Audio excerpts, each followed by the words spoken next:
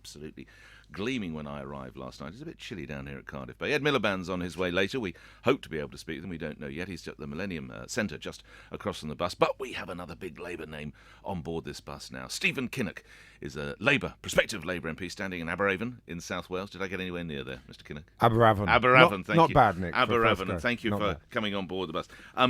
Stephen Kinnock, you, I'm sure, watched or you've had sight of last night's TV special. Yes. I think I know the answer to this, but let's give it a go. Who won? Well, I actually think the audience did really well. So you might be a bit surprised to hear me say that, but I thought it was some fantastic questions and a very robust exchange of views. But of course, I also felt that Ed did a great job. And one of the things I think that needs to come across a bit more clearly in this campaign is the Tories have tried to frame this as a contest between competence and chaos. But actually, I think if you look at the incompetence of the top-down reorganisation of the NHS, the failure of the universal credit scheme, this campaign, which has lurched from one issue to another without any sense of a real strategy from the Tory side. I think what we saw last night was actually that Labour is the party that's putting a competent economic case forward. We have our budgetary responsibility. The way he was grilled about Ed Balls, I thought that was the toughest time for Mr. Miliband. There is a sense of resentment still out there, Mr. Kinnock, that your party, in quotes, crashed the truck off the bridge or whatever it might be, and why on earth do we let you back in with it and run the till? Well, I think that's a myth that we need to debunk. The economy was actually going back into growth in 2010. It wasn't a land of milk and honey, I admit that, but in fact, Osborne took the economy backwards when he took over in 2010. We had an economic plan. They, of course, then said they were going to scrap the deficit by 2015. That clearly hasn't happened. Deficit's still running at 90 billion. So if you're looking at the choice between competence and chaos, I actually think that Labour's offer is by far the more competent one. You talk about the Labour Party running a competent campaign. How wise was it for Ed Miliband to sidle up to Russell Brand for that TV special? I thought it was a great idea. Oh, I mean, really? we talk a lot about the need to engage with younger people. I mean, I'm out on the doorsteps every day, and I'm actually very worried sometimes by the lack of understanding and response we're getting from younger people. Russell Brand, like it or not, is a guy that gets a huge following. I think he has something like 15 million followers on YouTube.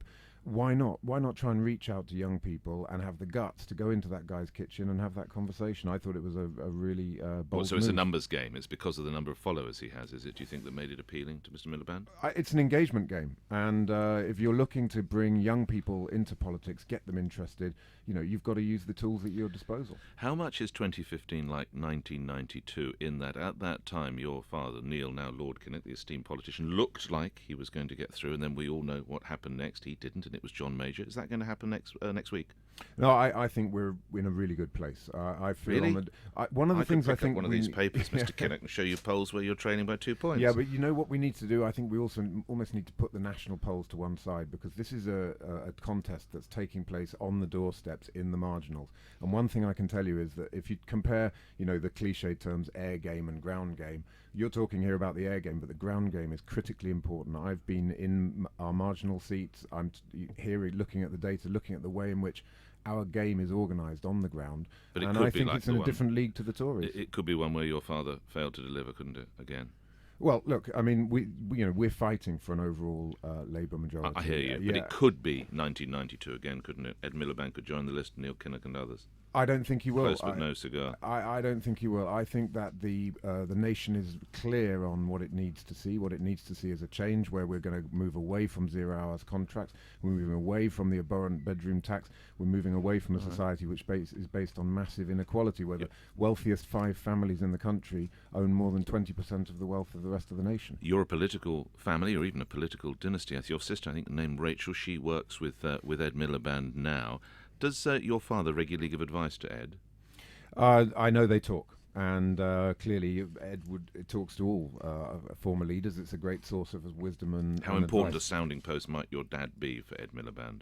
Important, I think. Sure. I mean, I think he's definitely a guy that Ed likes to talk to. What does he bring to it? I think what he brings is what we see from the Labour Party now is a party that's very close to the true core values of the Labour Party, which is about social justice. But again, a without sense of wishing to be community, personal, a sense your of dad aspiration. didn't quite deliver, without wishing in any way to be personal, because he's a respected and esteemed politician, but he didn't quite deliver. What help can he be to Ed? He'll be another Nearly man, won't he? Well, I think it's impossible to make the comparison because let's not forget the civil war that took place in the Labour Party in the 1980s, and a huge amount of my dad's energy and time was taken up with a very gutsy battle that he won in the end, and he created a platform from which the Labour Party went on to be there from 97 to 2010. So I think you simply can't compare the two. And what we've seen from Ed is real leadership. He's a guy that's standing up to vested interests, stands up to Murdoch, stands up to the Mail, stands up to the energy companies, and I think he's now putting forward an offer from the Labour Party that people on the 7th of May are going to find very convincing. Stephen Kinnock, you have to stand up now and get off the bus. I'm terribly sorry. Pleasure meeting. Many Good thanks, luck. Nick. Nice It to was meet great to another meet you. one of the family. I think I've done all but the sister now. All So right, congratulations, okay, well, Stephen. We'll see what we can do. Great to meet you. Many Stephen thanks. Kinnock, thank you. Appearing on the LBC General Election Battle Bus. The time is 8:41. On to other stories. A test that can predict with 100% accuracy